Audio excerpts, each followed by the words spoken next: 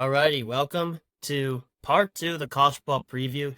Last time we talked about Pitt, this time we're talking about college football as a whole. Again, I'm joined by the Fish. What's So how up? you feeling about this college football season, the Fish? Dude, I'm really excited.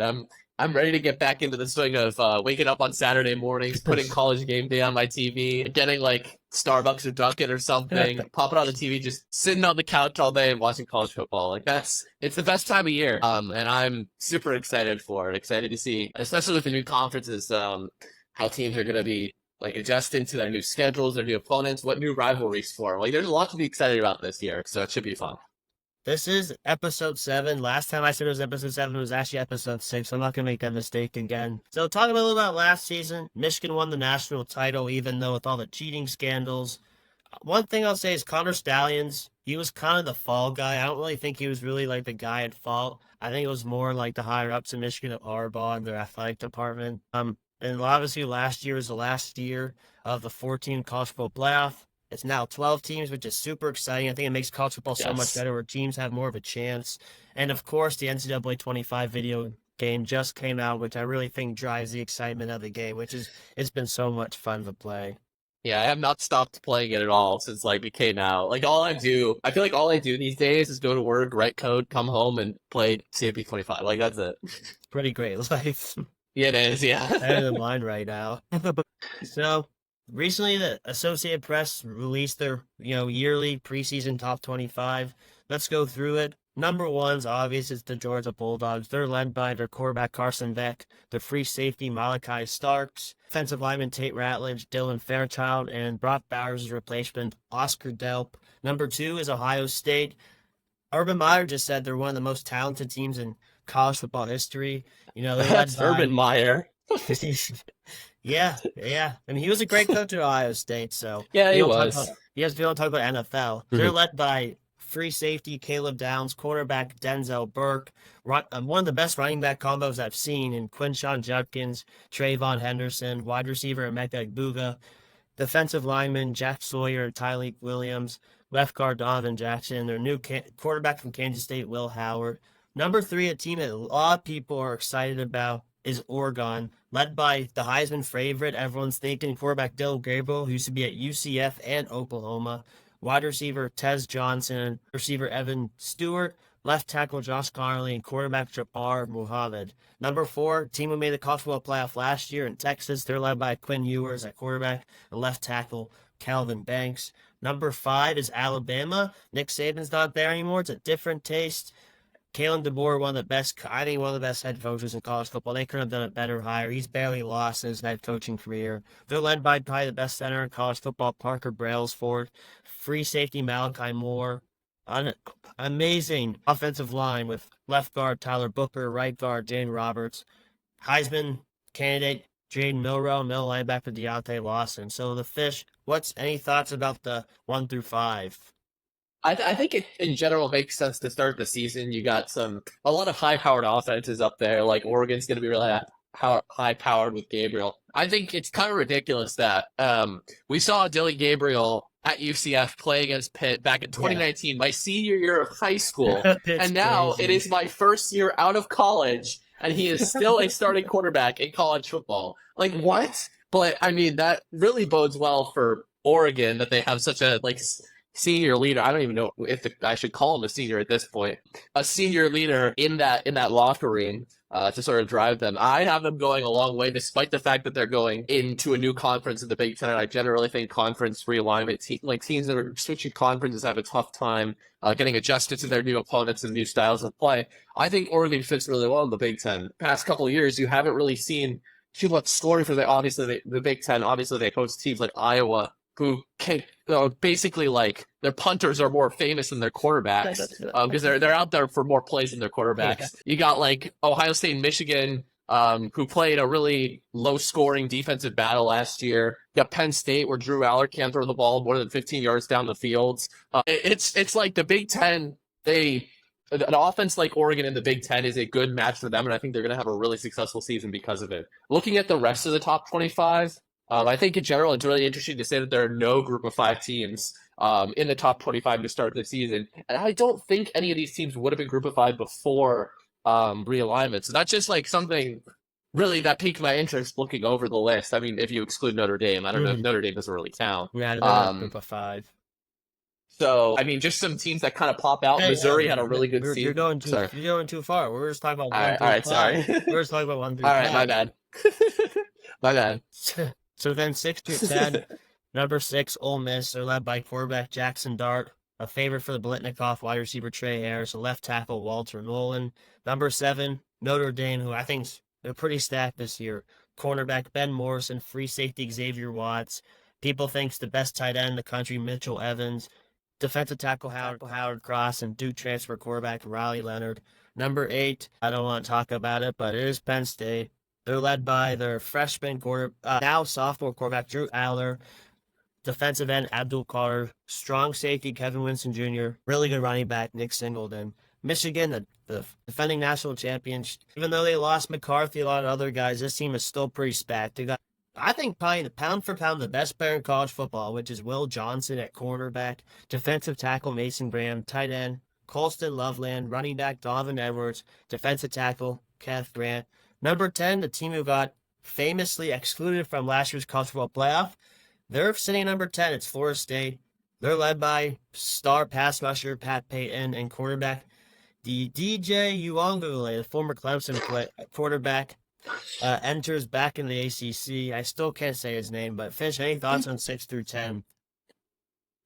Completely forgot that DJ Uiagalelei was at Florida State until you said it right now.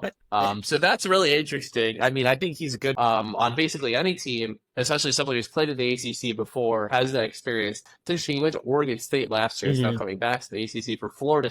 So we'll see how that plays out. I think they're going to be competing for the conference title with Clemson and with one of my sleeper teams that we'll get to. Some of those other teams there obviously don't like Notre Dame, don't like Penn State from a bias perspective. But I mean, obviously, you have to admit that Notre Dame is just consistently like one of the top teams in the country, and they, again, with Riley Leonard, will be up. I like Jackson Dart a lot for Ole Miss. I think they're going to make the playoff. They're going to have a successful season. And Michigan, Donovan Edwards will be one of the best running backs in the game, and will lead them to the top of the Big Ten yet again, despite the fact that they lost a lot of pieces.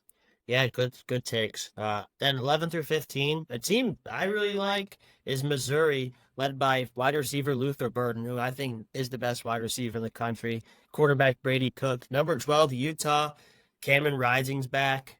Number 13, LSU, led by, again, I think one of the best pound-for-pound players in the country, left tackle Will Campbell, outside linebacker Harold Perkins Jr., the other side of that line is Emory Jones at right tackle, tight end Mason Taylor with new quarterback Garrett Nussmeier. 14, classic ACC school Clemson, led by Dabo Sweeney. Outside linebacker Barrett Carter, defensive tackle Peter Woods, and Cormac K. Klubnik. Then number 15 is Tennessee. Probably the best pass rusher in the country is James Pierce Jr., led by quarterback Nico Lamaleva, who's been the source of a lot of penalties going to Tennessee's program. So, Fish, what's your thoughts on 11 through 15? Yeah, a lot of like solid teams who could make a run at the playoff this year. Missouri's kind of an interesting one because they kind of came out of nowhere last year, and they're ranked highly again this year. So can they sustain that success? I will be attending a Missouri game this year somehow, or I plan to. Somehow, the athletic department at UMass pulled off a heist that is getting Missouri to travel there for a game in the middle of October. So, I mean, it's a 1 hour drive. I'm going to go. I'm going to see a top 25 team in person. That'll be a really interesting and fun environment. Utah Cam Rising, I saw on Twitter this picture of his freshman photo and 20. Again, this is just another example of how long are these people sticking around in college? It's ridiculous. But he's going to be around. He'll be really good. The Big 12 is going to be kind of weak. Could we see Utah winning that conference? It'll be interesting to see. LSU is just always a consistently really good team. Nussmeier, their new quarterback. We'll see how he performs against an even tougher SEC. Cade Klubnik for Clemson. This is a make or break year for him. If he does not break out this year, he never will. That's the reality of it. It's his third year as a starter now, I think, right? I think it's his second. He was a five-star recruit. Yeah, exactly. Recruit. And last year was really underwhelming. And especially in a weak ACC, Clemson should make the ACC championship game and have a good shot as any to make it into the college football playoff. Klubnik's just got to be better. And then Tennessee, they'll be an interesting team to watch as well with the young freshman quarterback, former 5-star recruit. Again, the SEC is going to be tough. It's like Yeah. so half of these teams are in the SEC, so it's ridiculous. Like it's tough to say who's going to come out of this conference. Like a 9-3 or an 8-4 record in this conference could be good enough to make the playoff, but we'll see what happens with Tennessee's up there too. Yeah, a lot of good teams in that region. Then 16 through 20. Number 16 is Oklahoma, not led by Lincoln Riley anymore. Second year of Brett Venables. They're led by a quarterback a lot of people like. Quarterback Jackson Arnold, middle linebacker Danny Stutzman, strong safety Billy Bowman Jr. Number 17 is Oklahoma State, who probably has the best running back in the country, Ollie Gordon. Quarterback Alan Bowman, a lot of people are high on, and middle linebacker Nick Martin. Number 18 is Kansas State. They're led by their young freshman, young quarterback Avery Johnson. People really like him. Number 19 is, again, every year they're in the top 25, and no one really likes him, is Ridiculous. Miami. Cam Ward is, I think, one of the best quarterbacks in the country. They have running back Damian Martinez transferring over, wide receiver Xavier Restrepo, defensive end Ruben Vane Jr. Like, that combination of Ward, Martinez, and Restrepo, I can't remember where Martinez transferred from, but he was amazing.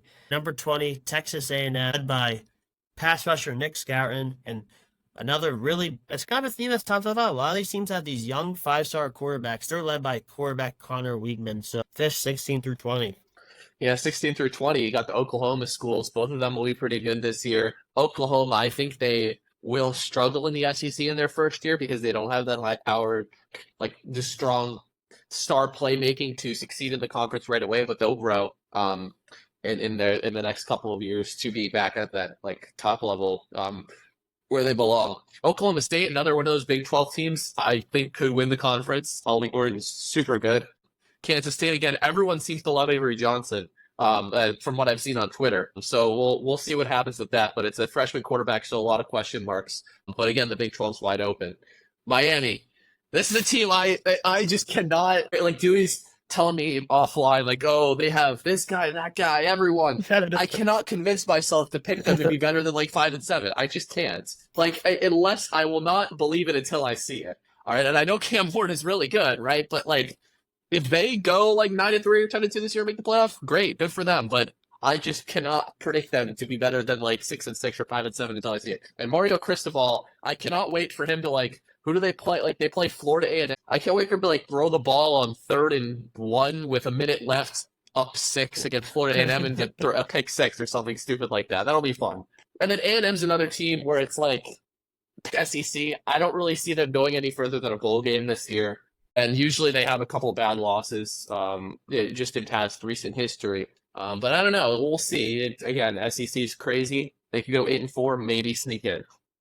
Yeah, and Jimbo left, and they hired Duke coach, and I thought he was amazing. Mike Elko, I think Yeah, he's a good. I think he's a yes. really good coach. And then I just looked it up. Martinez transferred from Oregon State. He was fantastic for them. So that's to be Hmm. interesting for Miami's backfield. So rounding out the top 25, number 21 is led Arizona. They're led by their quarterback Noah Fafita, wide receiver another Biletnikoff favorite Tadora McMillan, quarterback Takario Davis, and right tackle Jonah Saivanea. I'm doing my best here. Number 22 is Kansas, another really fun team. I can't believe they're good at football still. They're led by quarterback Jalen Daniels, running back Devin Neal, and I think maybe one of the most underrated players, another quarterback named Kobe Bryant. This guy's amazing. Then USC, Lincoln Riley's got a lot of hate, especially by Paul Feinbaum. Their setters, Jonah Mannheim, and quarterback Miller Moss looked amazing in the bowl game. He led the team better than Caleb Williams did last year, I thought. Number 24, NC State. I really like this team. Quarterback Grayson McCall, running back from Duke, Jordan Waters in the ACC freshman year, wide receiver Casey Concepcion. Number 25, the team who famously has an awful offense, but their defense is absolutely stacked. Middle linebacker Jay Higgins, free safety Sebastian Castro, outside linebacker Nick Jackson, strong safety Xavier Nwankapa. So, Fish, how do you feel about the last 5 teams at top 25? It's really interesting because as you were going through this, it's like Arizona, Kansas. We talked about Duke earlier. Like all these teams that are really good at basketball are starting to get better at football as we get deeper and deeper in the NIL era. And I think it's in part because of those like NIL contributions. They have a really strong basketball team, so in order to feel they need to support the basketball team while they're at it. That also brings more people to help the football team too. So I think we're going to see this trend more. Maybe that's a trend that we see in basketball too. I mean, Alabama's already really good in basketball. Could they get even better? All these really good football schools, maybe Ohio State with a new basketball coach. Again, I digress though. Arizona and Kansas, two, again, interesting Big 12 teams. Shout out James Turner with Kansas. We'll see what happens. Again, the conference is wide open. Win a couple big games, you can sneak into that conference championship. Win that conference championship, you can sneak into the playoff. It's wide open. Those two teams, it's there for the taking. USC, I think, is not going to have a good season. Again, they're new in the Big Ten. Their defense last year was terrible. If that's any indication of what's going to happen this year, I just don't see them winning too many games. They had Caleb Williams last year and still went, what was it, 7-5 or something? Yeah. Like, I don't see a road for them to make the playoff or make any noise this year, especially in a new conference. Interesting that Grayson McCall's at NC State. I didn't even realize that until you said that. He was one of the best. Yeah, when he was healthy, he was one of the best, like, group of 5 quarterbacks. I would argue probably the best at Coastal Carolina. NC State. Could this be the year that they break through? I've seen a lot of people say that on Twitter, especially in a weaker ACC. I could see it happening. I could see them making the ACC championship, but again, time will tell. And then I don't know how we keep ranking Iowa. I get that their defense is really good, but like they have no offense. They have K McNamara, but he's like he can only do so much in the scheme that was there last year. They have a new scheme, but I think Ferentz is still their head coach. I don't know how much is going to change when that's the case. So we'll see. Their defense might win. We'll get them to another 7-5, 8-4 record. But again, in the Big Ten, it's just not going to get it done. Yeah.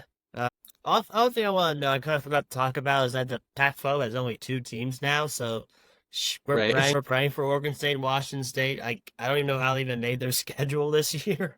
That's just crazy. Yeah. Hey, I'm gonna drop a little anecdote here. I was in Seattle last summer for my internship, and I was at a restaurant in Bellevue, which is like a town right outside Austin, and I was wearing some sort of like pit gear or something, and me and my friends were talking to our server, and she was like, "Oh yeah, I go to Washington State, and a lot of people love going to football games there. Like it's a great time, whatever." And she mentioned like, "Oh, it's awful what's happening with the conference realignment. They're like basically leaving us out. That stinks." And it's like it sucks for those fan bases because they have as much passion as a Power 5 fan base, but they're being left out of everyone moving to different conferences. So it really sucks for the Cougars and the Beavers, who have had really good seasons recently, too. Yeah. They were both super good last year. I mean, I really don't know what they're going to do or where they're going to go. Like for basketball and all the other sports, they went to the West Coast Conference where Gonzaga plays. So, yeah, it does. Yeah. They were both like really good last year. Like Oregon State's coach like literally left to go to Michigan State. He was literally an Oregon State alum too. He's like, what's the point of it? It is sad. It kind of just ruined those programs. So it should be interesting what happens in the future with those 2 teams. So let's move on to teams, do you think are being slept on? So just give me your sleeper teams for the season. Sure. So my biggest sleeper team is Virginia Tech. Like I watch the ACC a lot, obviously being a Pitt fan, and like I could not get enough of Iron Drones last year whenever he was playing Pitt. Like he's very mobile, has a pretty strong arm. Especially like the ACC is a weak conference. I could see them winning like 9 or 10 games this year, even just with him. I think that like over the past in past history, Virginia Tech has been a very good football program, and they can get back to that point. Their coach is still Pry, right? Brett Pry. Correct. Yeah. And he's done a generally good job of building that team up. Like they were at a pretty low point when he was hired. They're back to relevance now. I think they made a bowl game last year. I'd have to check that. But they just can continue to grow from that point. They have one of the best atmospheres in college football. Enter Sandman before the games. I would love to go to a game there someday. In Blacksburg. But yeah, shout out the Boom. I'll say there are a lot of Big 12 teams that people are kind of sleeping on, or like, okay, these are kind of mediocre teams. Like I could rattle them off: Kansas, Kansas State, Oklahoma State, Utah, Arizona. They're all expected to be kind of mediocre. One of those teams is going to rise above the rest and get like top 10. Like it's just bound to happen. I personally think Oklahoma State's that one with Ollie Gordon as their running back. But there are a lot of other teams. If Avery Johnson plays really well at Kansas State, they could have a great season. Cam Rising is going to lead Utah to a great season. Arizona was good last year. Kansas was good last year. Can they build on that success? I think one or two of those teams is going to inevitably rise up, and that's why people are sleeping on them. They'll get there. And then there's going to be some random team from the American who's going to be really good. Like Tulane was good 2 years ago. maybe it'll be Temple or USF. The American's a weak conference this year, and I mean it has been the last couple of years. Like with all of those best American teams going up to the Big 12 and the ACC now with SMU, like strength of the other conference has just gone down as a result of those teams leaving and worse teams coming in. So there's going to be some team. Maybe it's going to be Memphis this year, or I don't know, Rice or something. There's going to be a team that people are sleeping on that'll make its way up the ranks and get into the playoff because I think that conference is probably the best out of all the Group of Five conferences. Yeah, I like that. So yeah, my sleeper teams is interesting, but I'm gonna just go with the whole ACC conference. I think even though the SEC and Big Ten like they're super conferences, I think the ACC is becoming a pretty good football conference. Like I think I'm projecting around 11 teams out of the 17 to make a bowl game. Specifically, I like SMU as a sleeper. I know they're coming over, but Stone's a great quarterback. They have a really good line. I like Louisville. I mean, they were a top 10 team last year. Tyler Shue's there now. Aston Jalot is rushing the passer. They got Quincy Riley in secondary. I think Miami, like I've said, I think they're going to do better. I mean, trust me, I get it. Like, they thought Tyler Van Dyke was like the next Joe Namath, but he ended up being terrible. And He's at Wisconsin now, right? I think he won the I think Wisconsin so, job. yeah. That'll be So interesting. I think this year's different. Like Cam Ward is way too good. Like what I said, they have the trio there with Ruben Bay on the defensive line. Like I don't see them being bad. I'll be pretty. It won't be shocking, but I think this is the year they kind of jump. Like they get the monkey off their back. And then I like Virginia Tech also with Drones at quarterback.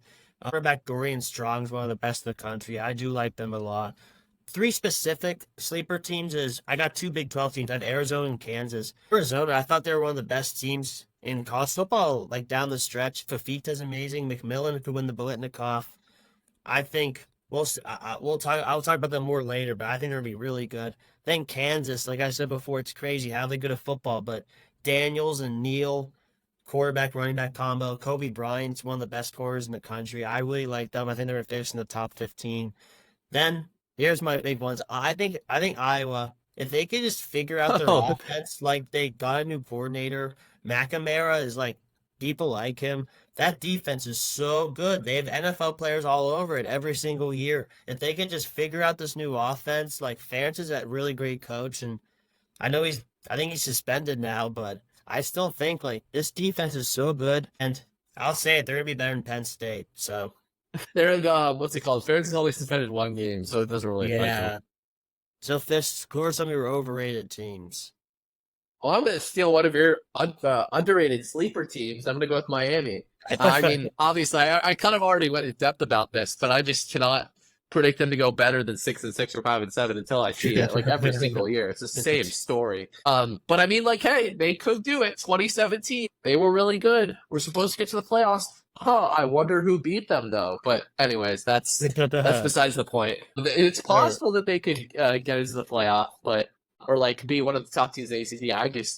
I think they're overrated. Texas A&M is another team who I again talked about in the past that I think is overrated. They lost Max Johnson was their quarterback last year, right? Or maybe that was a couple of years ago now. And I mean, the SEC is just too good for all of those teams to be strong this year. So I think A&M, especially with Elko, like being the first year coach, like he'll build the program pretty well, but it's just tough to see them succeeding in year one.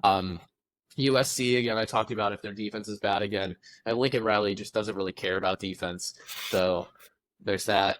And then Ohio State, it's like they have Will Howard now, who I think is going to be better than what's his face? I can't think of his name. Their quarterback last year, McCord. But like, I don't know. They just keep losing to Michigan. I don't see how this year anything substantial has changed for the better. And they'll probably make the playoff. They recruit really well. They build a good team.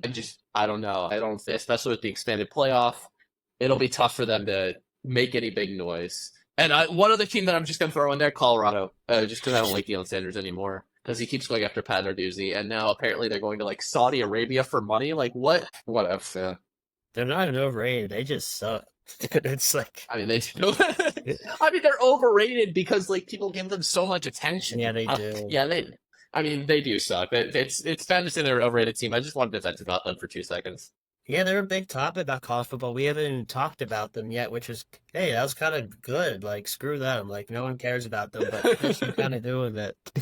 Sorry, my bad, my bad. Here it goes. Hey, I said something negative about them. All right, That's that's fine. that Yeah, is no my one does that. contribution. So, my overrated teams, it's obvious who I'm going to go with first. It's Penn State. I think Drew Aller's he's so soft. Like in big games last year, he turned into Ryan Leaf. He was awful. I think that's going to continue. James Franklin's the coach. I just don't see it. I think they'll go like their normal, like 9-3, 10-2, lose all the big games, maybe make the playoffs, get blown out there. Just the same old for them. They're not. They're them being number 8 is a total joke. How could you put them ahead of Michigan? Michigan owns them recently, and Michigan just won the national championship. That's insane to me. You put Penn State ahead of them, who constantly, always does not get the job done year after year. The I, next I mean one, sorry to interrupt, but you're I good, mean you're good. the reason why Penn State is always ranked so high is like they're media darlings. They recruit really like they're recruiting champions, Mhm. and they win all the games that they're supposed to win. Right? Like they go 10-2 because they beat all these teams they're supposed to win. But the big games they don't show up. They don't beat Michigan. They don't beat Ohio Exactly. State. How is that going to change this year? Especially when the conference is getting even better. Like it's just going to be tough. Yeah, I just having them ahead of Michigan, Missouri, LSU, think that's kind of a joke. Um, The next one's one people I heard Feinbaum talking about this, and I kind of agree with them. I think Florida State's extremely overrated. They lost so much from their team last year. Their only really a notable player coming back is Peyton Yuang, who like really struggled in the ACC. So, which with how much they lost last year, like I think they can go back to being like 8-4 or something. Like I don't know. I think they lost too much off that team. The next one is Utah. Like, I don't see any really notable players on their team. Bryson was out all season last year. I think there's better teams in the Big 12. So I'm going then Kansas State also. I think the similar thing with Utah. There's not that many difference makers on the team. Everyone kind of looks at the quarterback, but I don't think, top to bottom, like that team is a ranked caliber team. The last one is Oklahoma. I agree with you. I don't know. I think Venables is kind of they have a like Oklahoma used to be like the offensive powerhouse with the quarterbacks and Hurts and Kyler and Baker. It doesn't feel like that anymore. I think they kind of lost their juice. And I think going to the SEC, I think they might finish the season unranked. They might get pounded. So Yeah, that, if only they would start Davis Bevel. no, I think that'd be bad. So the fish, who's gonna win the Heisman?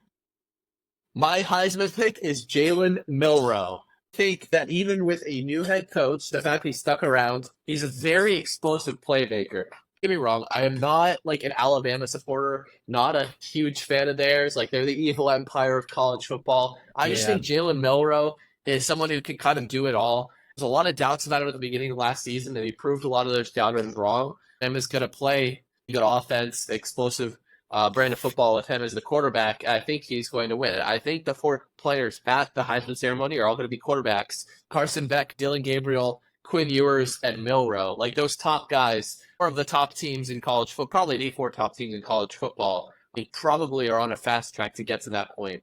But yeah, what about you doing? yeah. I really like Milrow, but thinking about it, I think Georgia's going to beat Alabama, and I think Beck is the quarterback of Georgia. They're going to be the number one team. I just think it's going to be like they're a number one team. Beck's going to have a great year. I think Beck will win the Heisman. He's a fantastic quarterback. And I think it's just like he has such great players around him.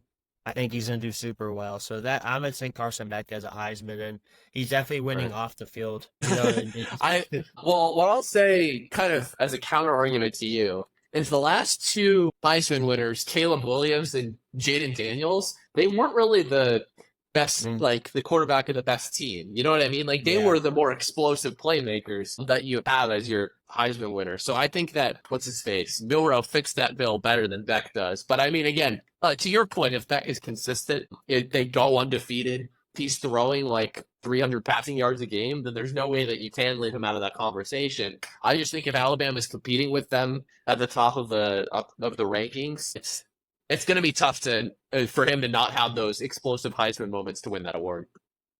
Yeah. I think Beck will, like Bryce Young, I don't think he was like that great as Heisman season, but he was on the best team. Yeah. So I give it to him.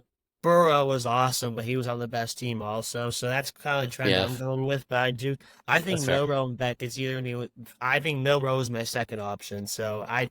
I'm just gonna go with Beck 'cause I think he's gonna win the game head to head. Yeah. I honestly like this is kind of going a little bit on a tangent, but like thinking about Bryce Young, he needs to show me more in the NFL. He needed to show me more in college. Like he was like Alabama wasn't great with him as a college quarterback. They didn't even make the playoff the year he won the Heisman, right? Like Mhm. I I don't know. He's just there is definitely like a big step between Bryce Young and a lot of those other Alabama quarterbacks. Now, Jalen Milrow, if he doesn't win playoff games for Alabama, he could sort of be on that same level with Young as like didn't really do that much. But if he can have a Heisman caliber season, make the playoff and win some games, I think he could maybe even be a step above us in terms of his college legacy. I don't know if he's exactly an NFL type player who can succeed at that next level. There will be a lot of quarterbacks in this coming draft, but I have him as my Heisman. Yeah, I mean, I think Kenny Pickett was definitely better that year. Yeah, But I don't know. Bryce Young was like pretty impressive how he like moved around the pocket, but I just think he's kind of small on his arm. He doesn't have a yeah, strong an arm to be in the NFL. That was definitely a it botch is by Tepper not taking Stroud. So for that's another sure. conversation, but that's a good point. So Fish, who's your sleeper Heisman? Sleeper Heisman is Donovan Edwards. I think Michigan's going to be really good again this year, even though, like, I mean, Moore as their new head coach, he did well in that Penn State game, well enough to get them that win when he was the acting head coach last year. And Michigan doesn't have some of those players that they had last year that got them to that national championship. But Donovan Edwards will be shouldering a lot of that load for that team. They'll still be really good. So he's going to be someone who's getting me in that conversation all the way up until the last couple weeks of the season. I just think the quarterbacks this year are too good for him to get to that Heisman like ceremony, but he'll be someone that's definitely in the conversation. So shout out my mom. My sleeper Heisman is Rutgers running back Kyle Monungai. This is one of the most underrated players in college football. This guy led the Big Ten rushing yards last year. I watched the bowl game against Miami. Dude, this guy's an absolute horse. They just run him like every single play, and he always gets positive yards. He's a beast. I think he's gonna be the focal point of a up and up football program. I think he's gonna put up some crazy numbers this season. And hey, you never know. This guy, he's special. I think he's gonna be a high draft pick. I think he's one of the most underrated college players. So he's my sleeper to win the Heisman. This guy is awesome. That's a pretty awesome sleeper, dude. That's cool. That's cool. Yeah, he's my guy. I'm really excited to like see how he does this year. If he's in the conversation come the end of the season, we gotta come back to this and be like, hey, I called it. Man, that'd be awesome. I'll be cheering for him all season. He's one of my favorite players to watch last year. Great. So let's get in the college football playoff talks. But before that, the top four seeds are the conference championships. So who do you have winning the ACC, and who do you have them beating in the who do you have in the title game? I have Clemson taking on Virginia Tech, one of my sleeper teams in Wow. the title game, and I have Clemson winning. I think Virginia Tech and Florida State will be neck and neck all season. They don't play each other, so it'll come down to some ridiculous tiebreaker. I don't even know what the tiebreaker is. But I think they're going to have a very similar conference record. I think Virginia Tech's going to get to that championship game on a tiebreaker, but not make it over Clemson, or not win it over Clemson. Yeah, I've Clemson as well. I think they're the most complete team. I think Klubnik has a lot of good players around him. Clemson has a great defense. I have Miami reaching the college football playoff. I just think they're better than Florida State and all the other teams. It was actually thinking about picking Miami because they're super talented, but I think Clemson's like kind of like classic. They're gonna get it done. So I guess both of us didn't pick Florida State, which is people might be surprised by, but I really like Miami this year. I think Yeah. I think I just want to have them go to the college football. I just want not to the playoff. I want to see them go to. I have to go to the ACC championship. Yeah. About a month ago, I would have picked Florida State, but I just think over time, my comfortability with Clemson and like, I've always liked Klubnik. I've always seen like some potential in him, but he has definitely not realized that potential. Yeah. So this year's got to be that year. I'm predicting that they're going to do it. So the Big Ten, who do you got? I got Oregon beating Ohio State. I think Ohio State and Michigan are going to be close to that second seed or that second spot. I just don't know. I think Michigan's going to drop one or two games in the middle of the season. Even they might beat Ohio State and still not make the Big Ten championship because I just think Michigan isn't going to be like as shaky or is going to be more shaky over the course of the season than Ohio State will be consistent with a veteran quarterback that they have. It's interesting though because I think Oregon is like their offense is better than the two offenses of Ohio State, Michigan. So wherever they play, I think they have a leg up over them. I think they're one of the best teams in the country, as I've said over and over, and that's who I've got winning the Big Ten. Yeah, mine's flip flopped. I have Ohio State over Oregon. Yeah, I also talk about Michigan. I think Michigan has as good as a team as both Ohio State and Oregon. I just think they're missing the quarterback. I don't trust Yeah. Orgy's throwing abilities really. I think he's gonna Hmm. be good, but yeah, I have Ohio State and Oregon. I have Ohio State over Oregon because Oregon has a great offense, but I think Ohio State's defense will win them the game. They have the secondary to combat the stud wide receivers. And I think Ohio State's gonna. Both these teams are more like throwing, but I think Ohio State has the ability to run the ball, toughen up the game. I think Ohio State wins the game because they're tougher than Oregon. I think the running game with the defense gives them the edge. I think Will Howard he'll get the job done. So I have Ohio State winning the Big Ten championship. All right, the Big 12 has been the conference where like there's a lot of like uncertainty. So who do you have winning the Big 12? I've got Oklahoma State. I've got them over Utah in Wow. a conference that I think those again. I mentioned five teams earlier. We're all going to be very close to the top of that, like those standings. Again, this is a general complaint. I talked about this a little bit before the podcast about like these massive conferences with no divisions and no sense of like that you're not playing everyone every year. I mean, obviously you can't because it's college football. There's only 12 weeks in the season or 12 games in the season. But it's like you might have like Utah, Kansas, Kansas State, Arizona all tied with each other at the end of the year. It's like how do you settle a tiebreaker for one spot out of four teams? It's going to be like a mess like that is going to happen at some point. It's just going to be ridiculous. I think there's going to be some sort of solution to that. But again, that's a separate discussion. I just picked Utah out of those teams because Cam Rising is that senior quarterback. I know, Dewey, you said people focus too much on the quarterback. I think he's good enough to get it done for them if he stays healthy throughout the season to get to that conference championship game at least, with how wide open the Big 12 is. But I think Ollie Gordon puts Oklahoma State over the top. They have some other veteran pieces, I think, which should get them that conference championship. Yeah, that's what this is the beauty of the Big 12 is I have two completely different teams. I have Arizona Yeah. beating Kansas. I have Arizona because I think they're a little bit more of a complete team than Kansas. Both teams have stud quarterbacks. But I think Arizona have the great wide receiver. They have a great quarterback. They have a good offensive line. I just think Arizona's a more complete team. And I'm gonna have Arizona winning the Big 12, and that's another example of two predominantly college basketball schools becoming really good at football. It's really awesome.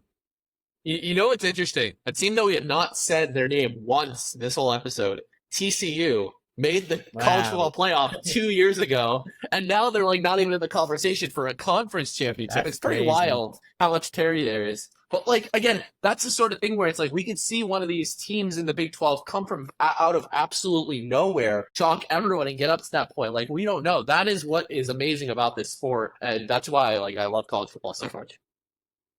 Yeah, it's crazy. That's what happens when you lose to Colorado. Right. Oh, yeah. That was crazy, too. Like, everyone at the beginning of last season was like, oh my gosh, Colorado might be legit 4-8, they think. Yeah, that was a really good game. But yeah, you're right. So let's talk about the best conference every single year. So who do you have in the SEC championship you have winning?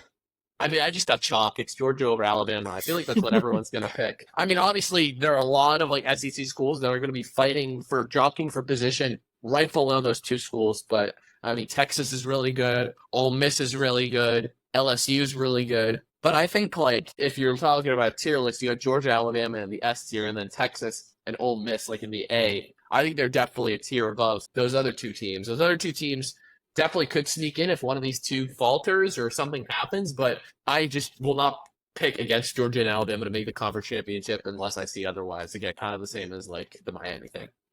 Yeah, the same exact result. I think Georgia and Alabama, they both have the most complete teams on offense and defense. Both teams have amazing offensive lines. Both teams have amazing quarterbacks. Both teams have amazing defenses.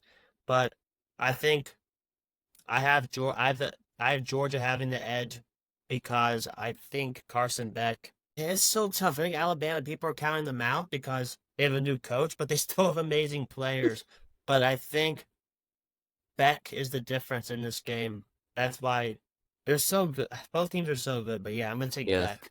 I'm And a I mean, big like, fan. if you say, "Oh, Alabama's a new coach," their new coach is Kalen DeBoer. He's like one He's of the best coaches amazing. in the country. Yeah. It's ridiculous. Both of these teams are insane. I honestly like. I'd love to see Ole Miss in this championship game. Like, I'd love to see them do really well. I'm rooting for them. Yeah. Texas is another kind of like big bad in college football, but I'm rooting for them to get up there. Like, I want to see parity. But if we see Georgia and we see Alabama in that conference championship game, I'll be kind of upset because it's like very chalk. But at the same time, it'll be such an entertaining game. It's like Yeah. if we saw the. I know, Dewey, you love your Yankees. It's like we saw the Yankees and the Dodgers in the World Series. Like I'm against those like powerful teams in the championship game, but like it'll be really entertaining and we'll all Yeah. tune in anyways. Yeah. So That's a good point. So let's talk about the new college football playoff. I guess just sum through your 1 through 12. all right. So I've got number one Georgia. These are seeds, by the way. These aren't actually my rankings. Right, right. Number two, Oregon. Number three, Clemson. Number four, Oklahoma State. And then as far as the at-large teams go, I've got number five, Alabama. Number six, Texas. Number seven, Ohio State. Number eight, Michigan. Number nine, Notre Dame. Number 10, Ole Miss. 11, even though they didn't make the ACC championship on my prediction, I'm going with Florida State to sneak in the last at-large bid. And then number 12, I have Memphis. I just doesn't seem like it's going to win the American. Now, let me explain the Florida State thing. Why they didn't get the ACC championship, get in the playoff. I think the committee's going to throw them a bone because of what happened last year. Now the playoff is like wide open. There's going to be more teams competing for that last spot. Florida State's going to have a good year. They might not make the conference championship off some crazy tiebreaker, yet still get into the playoff. I think that's a scenario that honestly could happen, and I'm predicting it to happen, as ridiculous as that sounds. But something stupid like that is going to happen at some point with this new structure. That's crazy. That is crazy to think about. You have Ohio State pretty low. Yes. So here's mine. So yeah, like we just said, I have Georgia number one, Ohio State number two, Clemson number three, Arizona number four, just because I won the conference championships. The best team outside the conference championships, I have five Oregon, six Alabama, seven Notre Dame, eight Michigan, nine Ole Miss, 10 Texas, 11 Missouri, and number 12, my group of highlight Boise State. They're in the news right now. The five-star quarterback Malachi Nelson, he lost the starting job to Maddox Madsen, and their running back Ashton Jeanty he's awesome. So I like Boise State. I think they'll win the Mountain West. I think they'll do good enough to get in the top 12. So the fish, we're not there talking about everything else. We'll post our brackets on SportsTalk with Duey. But yeah, who's your semifinals? And you just semifinals and championship. All right, yeah. Semifinals, I have Georgia making it. Alabama as the 5 seed. I think they're going to beat Oklahoma State. Texas is the 6 seed. I think they're going to beat Clemson. And then Oregon is the 2. That I have in those semifinal games. I have Georgia beating Alabama again after beating them in the SEC championship game. I don't know if they play in the regular season, but I have them beating them twice at least. And then I have Oregon beating Texas in the other playoff game for a national championship between number 1 Georgia and number 2 Oregon. And I'm giving the Georgia Bulldogs. They're just too good all around. I think they're going to win the Natty. Yeah, that's so for me. I have really two interesting games. Like I've Bama as a 6 seed, Clemson as a 3 seed. That's like it takes back the college football like rivalry that was going on in the 2010s. Like every year that was a national championship. Then I have Notre Dame and Ohio State, two classic teams facing off. I think the 5 and 6 seeds would have such big advantages because they could be a strong SEC or Big Ten school facing maybe a weak or Big 12 or ACC champion. I have Georgia and Oregon 1v5, and then I have Bama number 6 playing number 2 Ohio State. Then the championship I have Georgia and Ohio State. I think they're easy. I think they're just the two best teams in the country, offense and defense. Oregon is an awesome offensive team, but I think Georgia on both sides of the ball, they are amazing. And Georgia and Ohio State, these teams are so talented on both. Like Georgia has the offensive line, they have the defense, they have Carson Beck. Ohio State, Will Howard, a solid quarterback. They've Trayvon Henderson and Quinshon Judkins, and they have Jeremiah Smith, the best recruit last year, Emeka Egbuka, the Donovan Jackson offensive line, the defense, the secondary of Caleb Downs and Denzel Burke and Jack Sawyer rushing the passer. But both teams are so talented, but again, Carson Beck's the best quarterback in the country. He's the edge of the game. Will Howard's going to be a game manager all year long. So I think Carson Beck is the edge, and I think I have Georgia win the national championship as well. They are definitely the best team in the country. Yeah, awesome. We both have Georgia. It'll be tough to see them go down to anyone, but if it could happen this year, they're gonna have to win 3 games in the playoff. This new format's gonna be really interesting. Like you said, those 5 and 6 teams have a massive advantage. We were talking about this a little bit. It's like that 6 seed in the Major League Baseball postseason. They play the worst divisional champion, who last year was like the Twins ended up beating whoever, like the Blue Jays, I think, in their series, but the Diamondbacks made it all the way to the World Series. Phillies made it all the way the year before because were benefited by that structure, playing the worst division champion, or then the second worst division champion. It's very similar here. In a 5 or 6 seed who might be like who probably is a top 5 team in the country, playing a team that's like ranked 10 to 15, somewhere in that range. So it'll be interesting. But then you also have to factor in, those teams have played it, like the teams that are the 5 and 6 seed, they're going to be coming off of games the past couple of weeks. They don't have much rest. The other team, they celebrated a conference championship. They got a couple weeks of rest. It'll be really interesting dynamic to see, and that's why I'm so excited about this 12-team playoff. Yeah, it's going to be awesome. I'm a big college basketball guy, so I feel like every team has a chance. You have 68 teams making a tournament. Just four was just too small. Like, what was the point of playing this season if you're not going to make it? 12 gives teams more of a chance. So I think it's a great solution. I think they're going to 14 next year or something. But I mean, I think I like the 12. So, all right, the fish. Let's finish off with what's your hot take? All right, my hot take is I have Ohio State ranked kind of low. I think Ryan Day gets canned at the end of the season. Now, That's awesome. I do think that they are going to make the Big Ten championship game. Again, there are these scenarios that might come up where a team makes the conference championship, but then something crazy happens, like they don't make it and they get in the playoff, or they make it and lose and their coach gets fired. I think Ohio State could start off the season really well, then go on a downward spiral at the end of the season, like lose to Michigan, then lose the Big Ten championship game to Oregon, then lose their first playoff game to Ole Miss. All of a sudden, you're looking at Ryan Day on a very hot seat. You lose a lot of big games in a row. He hasn't been very successful in recent years. He could be on his way out. So that's my prediction. I mean, this Ohio State team is so stacked. It's one of the best teams they've had in recent history.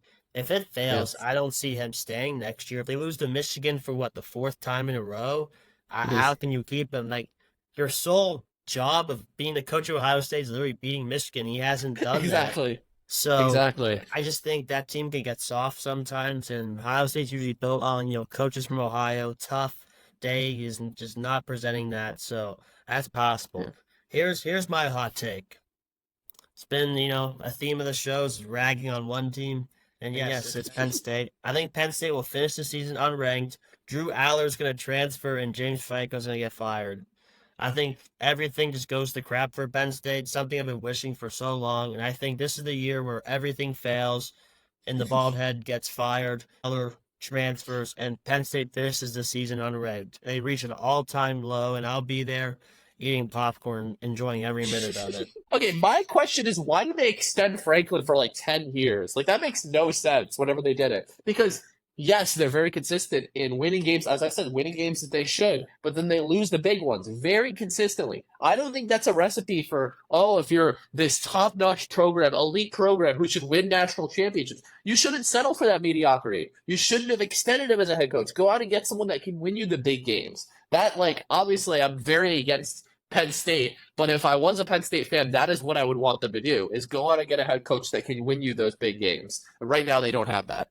James Franklin is 3-22 against top 10 teams. That's That's ridiculous. awful. That's awful. And Terrible. they act like he's an amazing coach. He's terrible. We've seen him choke games away, run a read option on 4th and 5. Like If you he's guys were this amazing football program, top notch, he would be gone already. He would be gone if this was Alabama. He would have been gone like 5 years ago. It's yeah. ridiculous. James Franklin, he constantly loses to Ohio State and Michigan. Maybe now we'll add Oregon to that list. They'll finish 10-2, 9-3. Then, maybe make the playoff. I think the playoff was designed to get Penn State in it, and they're just going to lose the Yes. first round of that, too. So, yeah. That's it. Honestly, fits Penn State and Notre Dame very well. They're going to get in very consistently. Yep. They're going to lose a lot of games in that playoff. Yep.